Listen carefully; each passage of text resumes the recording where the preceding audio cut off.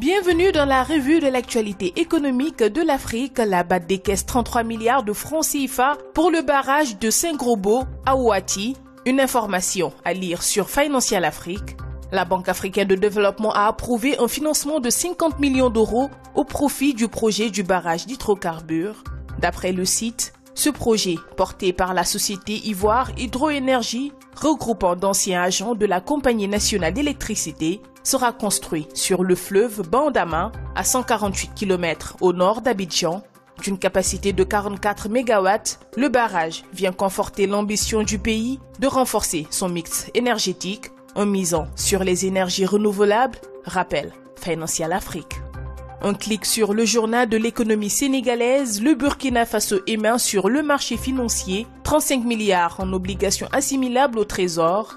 Le pays va lancer sur le marché de l'Union monétaire et ouest-africain une émission d'obligations assimilables au trésor, deuxième tranche, par adjudication sur une durée de 3 ans, a annoncé l'Agence régionale ouest-africaine de planification de la dette, UEMOA, titre dans un communiqué.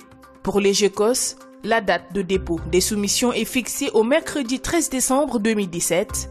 La valeur nominale unitaire est de 10 000 francs CFA et la valeur du taux d'intérêt de 6%.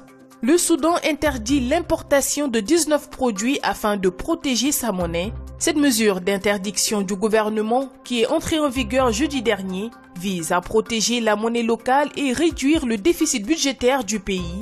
Selon Ecofinance, celle-ci intervient alors que la livre soudanaise continue de reculer par rapport au dollar depuis la levée des sanctions économiques américaines. La levée de l'embargo américain qui ouvre la voie à une hausse des importations soudanaises affecte les disponibilités en devises étrangères du pays.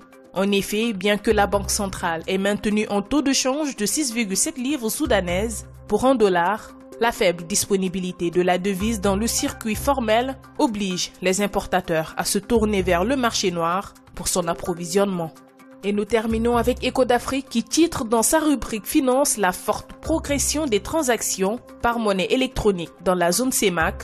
La Banque des États de l'Afrique centrale vient de révéler que les transactions par monnaie électronique ont connu une progression de 208% sur les 9 premiers mois de l'année 2017 dans la zone de la Communauté économique et monétaire de l'Afrique centrale. De janvier à septembre de cette année, la monnaie électronique a été utilisée dans plus de 203 millions de transactions contre quelques 97,8 millions pour toute l'année 2016. Selon Echo d'Afrique, qui a repris le rapport de l'institution, la finance numérique est en pleine progression dans la zone CEMAC.